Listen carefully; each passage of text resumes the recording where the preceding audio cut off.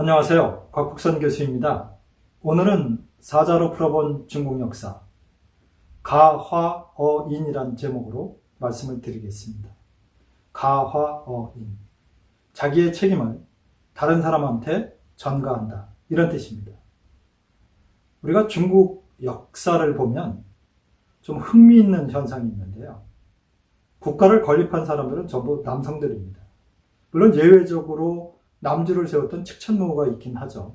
그러나 어쨌건 중국 역사 속에서 99.99%는 남성들이 국가를 세웠는데, 중국 역사에서는 흔히 여성 때문에 망했다는 그러한 이야기가 많습니다. 그래서 사자성어 중에도 홍안, 화수, 즉 홍안은 이제 미인을 뜻하고요. 화수는 화의 근원인데, 미인들이 결국 나라를 망치는 근원이다. 이런 말도 있고요. 우리가 흔히 듣는 이야기 중에 경국지색이라는 말도 있습니다. 나라를 기울게 하는 또는 망치게 하는 미모다. 이런 뜻이죠. 얼마나 예쁘면 그러겠습니까? 그런데 중국 역사의 기록을 보면 우리가 흔히 하은주 3대라고 그러는데요. 하나라 걸왕 때 말희, 또 은나라, 우리 상이라고도 하는데요. 은나라 주왕 때 발기, 그리고 주나라는 서주와 동주로 나눠지는데요. 서주의 마지막 임금인 유왕 때 그 유명한 포사, 이렇게 세 여인 때문에 나라가 망했다는 게 역사 기록입니다. 정말 그럴까요? 그런데 후대의 기록을 좀 보면 춘추 시대에 들어가면 그 유명한 오나라와 월나라의 싸움이 벌어집니다.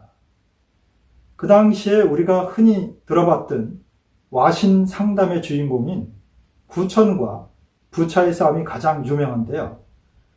처음에는 구천이 부차한테 완전히 참패해서 결국 노비로 끌려갑니다.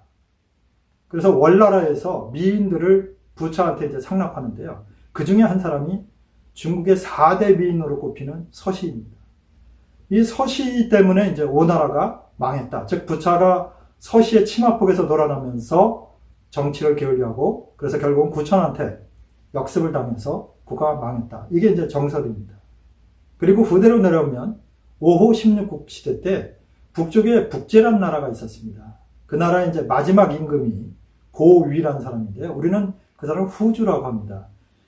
고위, 즉 후주가 정치를 게을리하고 나라가 망하게 된 이유는 그가 사랑했던, 그리고 굉장한 미인이었던 풍소련 때문에 그렇다. 이게 이제 역사의 기록입니다. 그리고 남쪽에도 또 비슷한 사례가 있는데요. 진나라가 있었습니다. 이 진은 우리가 흔히 듣는 그 진이 아니라 중국 발음으로 하면 천입니다. 이 진나라의 마지막 임금, 거기도 후주라고 하는데요. 진숙보라는 사람이 있었습니다. 근데 여기도 나라가 망한 이유가 그가 사랑했던 대미인 장려화 때문에 그렇다. 이게 이제 역사의 기록입니다. 그리고 이제 후대에 내려와서 양귀비가 있는데요. 이 양귀비가 너무나 미인이어서 중국 역사상 명군 중에 명군으로 꼽히는 당현종이 국가를 혼란에 빠뜨리고 당제국을 결국 멸망의 길로 몰고 갔던 것은 양귀비 때문에 그렇다. 근데 여러분, 정말 미인들 때문에 국가들이 망했을까요? 혹시 이거는 가화어인이 아닐까요? 군주들의 잘못을 여인들한테 넘긴 것이 아닐까요? 저는 이런 생각도 해봤습니다. 그런데 제가 얼마 전에 자료를 보다 보니까 5대 십국의 그 유명했던, 그 당시에 살을 잘 지었던 나은이라는 사람이 있습니다.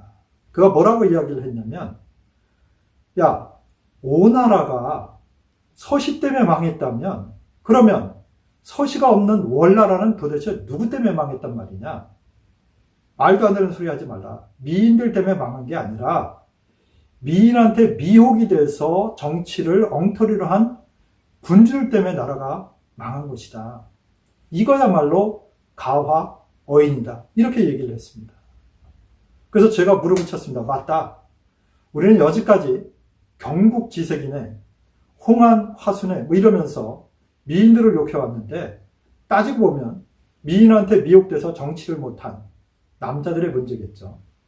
근데 중국 역사 속에 또 유명한 가화 어인 중에 하나가 우리가 삼국시대 지나가면서 통일된 것이 이제 서진에 의해서 통일이 됐습니다.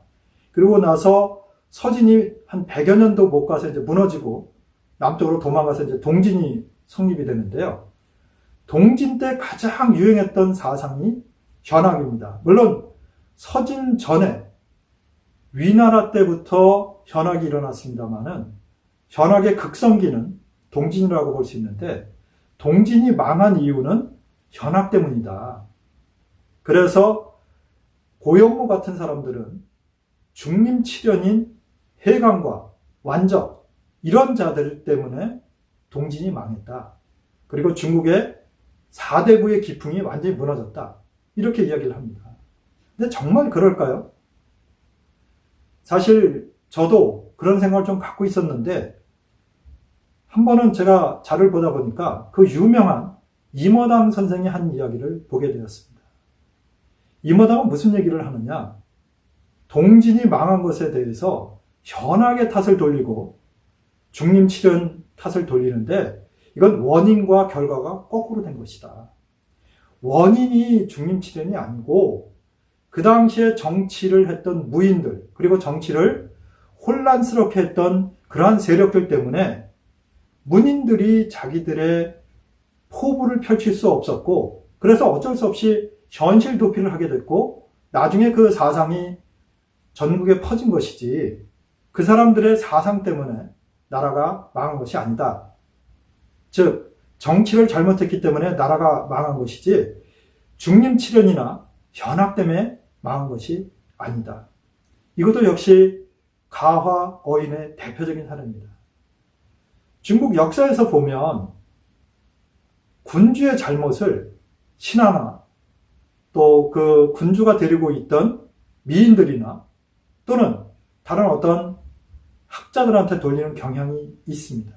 그래서 우리가 역사를 볼 때에 조심해서 보아야 할 것입니다. 그러면 현대에는 가화 어인이 없을까요? 사실 우리가 현실의 정치를 들여다보면 집권을 하고 있는 자들은 항상 자기들의 잘못을 그 전대 정권의 잘못으로 돌리고 있습니다. 그래서 정치를 하는 사람들은 모름지기 자기의 잘못을 인정할 줄 알아야 할 것입니다. 가화 어인, 즉 남에게 책임을 전가하는 것이 아니라 자기가 책임을 지고 하는 정치, 이것이 필요하다고 저는 생각합니다. 오늘은 중국 역사에 두드러지게 나타났던 현상, 그것을 가화 어인이란 네 글자로 풀어보았습니다. 재밌게 들으셨는지 모르겠습니다. 다음 판에는 좀 더 유익하고 재밌는 이야기로 찾아뵙겠습니다. 시청해 주셔서 감사합니다.